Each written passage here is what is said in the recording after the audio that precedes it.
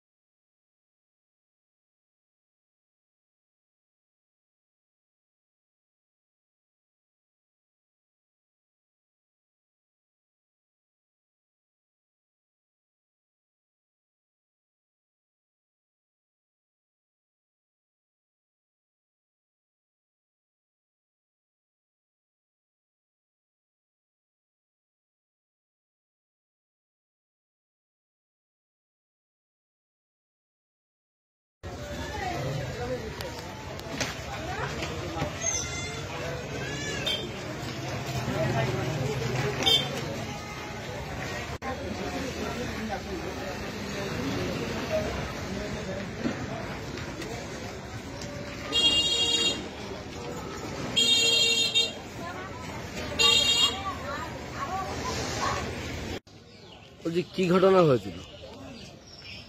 কাল ঠিক সকাল 10টা 50 নাগাদ 3জন মহিলা আমার দোকানে আসে।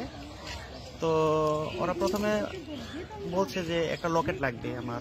তো লকেট লাগবে, কিসের লকেট লাগবে? বললো যে একটা ঠাকুরের একটা লকেট লাগবে। তো লকেট কতটুকু ওজনে লাগবে? বললো যে 3 গ্রাম ওজনের একটা লকেট লাগবে। তো 3 গ্রাম ওজনের লকেট আমি বললাম যেমন আমার কাছে 3 গ্রাম ওজনের লকেট নেই। বলে যে দাদা ঠিক আছে বাদ দেন, এটা আমাদের একটা চেন দেখান। তো চেন যদি কত গ্রামে লাগবে?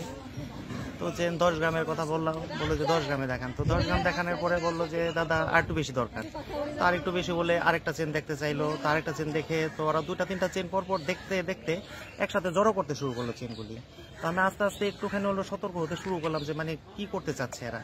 কিন্তু প্রশ্ন হচ্ছে মানে ওরা 3-4 জন এমনভাবে আসছে যে আমরা আসলে বোঝার মতো কোনো সিচুয়েশন ছিল না যে কাজটা এইরকম ভাবে করবে আর কি। তো অনেকগুলি চেন একসাথে জড়ো করে লাস্টে হচ্ছে বললো যে ঠিক আছে দাদা আপনার কাছে এতটুকু ওজনের চেন নেই, কিন্তু আমাদের একটু বেশি ওজনের চেন লাগবে।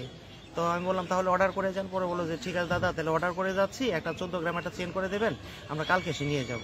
তো এর মাঝখানে ওরা একটা চেন হাতের মধ্যে করে নিয়ে, আমি এটা পরে সিসি ফুটেজ দেখে আর কি জানতে পারলাম বা দেখলাম, একটা চেন হাতের মধ্যে করে নিয়ে ওরা আরেকজনের হাতে কনভার্ট করে নিয়ে ওরা কোমরে করে এই চেনটা নিয়ে চলে গেছে।